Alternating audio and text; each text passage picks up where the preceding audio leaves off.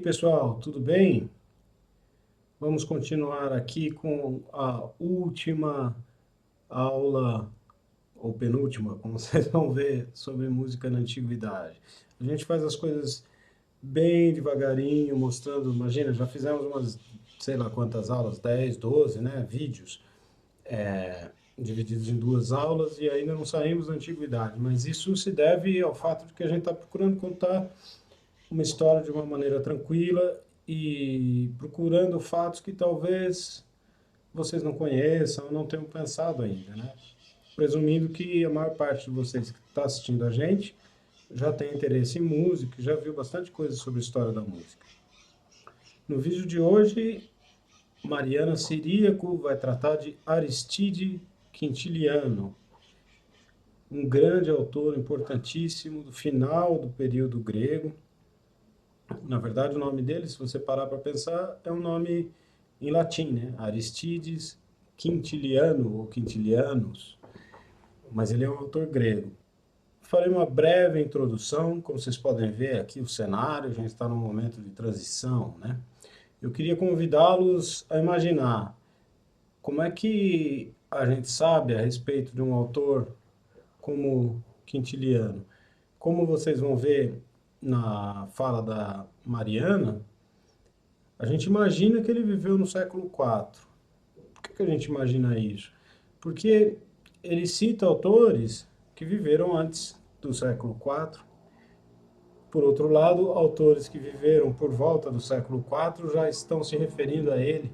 Vocês entendem?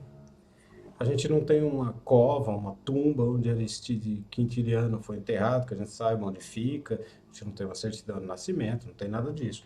Então, os pesquisadores precisam se basear no próprio texto e no texto de seus contemporâneos e de pessoas que falam da vida dele em outros momentos para poder presumir a época em que ele viveu. Então, sem mais delongas, vamos lá. Mariana Ciríaco e Aristide Quintiliano. Musicólogo grego, Aristífanes Quintiliano ficou conhecido pelo seu tratado sobre música. A grosso modo, pode-se dizer que esse tratado demonstra como o pensamento musical era dividido na antiguidade, estando de um lado o pensamento pitagórico-platônico e do outro lado o pensamento aristotélico. Há uma certa controvérsia sobre qual data esse musicólogo teria vivido, mas tradicionalmente disse que ele viveu no século IV. No período em que Quintiliano viveu, a métrica e a música estavam consolidadas como discursos técnicos, e os elementos utilizados na música eram os mesmos desde séculos. Imagine, nós começamos nossas aulas falando de Platão, que viveu há 800 anos antes de Quintiliano. O trabalho técnico de Quintiliano procurava demonstrar como a música é abrangente, especialmente em relação à educação dos homens e os seus benefícios para a alma. Falando um pouco a respeito do tratado sobre música, este foi dividido em 3 livros. O primeiro livro trata de aspectos como harmonia, ritmo e métrica. O segundo livro trata de aspectos como composição e interpretação.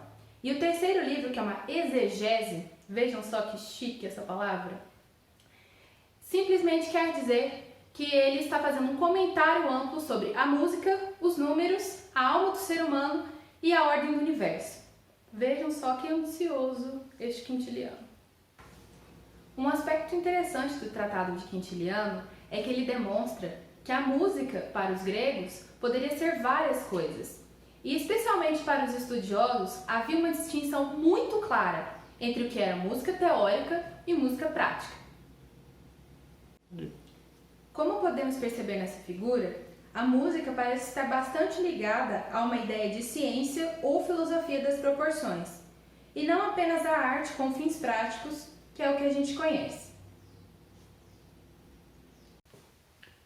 O trabalho de Quintiliano cita uma quantidade enorme de autores, como por exemplo Platão, Aristóteles, Ptolomeu, Porfírio, enfim, muita gente. E ele teve sim uma relevância ao longo dos anos. Por exemplo, Vicente Galilei, que era compositor e pai de Galileu Galilei, aprendeu teorias com Quintiliano e as citou uns 1000 anos depois dessa época que estamos tratando. Muito bom, pessoal. Espero que vocês tenham gostado. a gente está concluindo a nossa exposição sobre a antiguidade. Como já falamos várias vezes, tinha muitas outras coisas para dizer, a gente escolheu dizer estas. Vamos fazer um vídeo extra na próxima semana para falar a respeito da música que você vai ouvir agora, no final.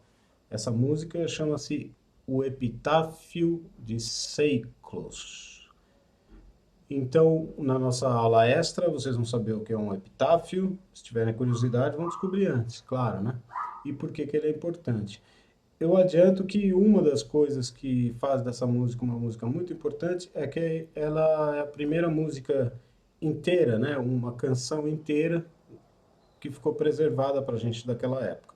Antes dessa, o que a gente tem são fragmentos, como no caso dos textos, são fragmentos de canções, fragmentos de poema que o pessoal tenta reconstruir. Mas o epitáfio de Ceiclos não, ele está inteirinho. E vocês vão ver que gravação linda agora durante os créditos. Até a semana que vem.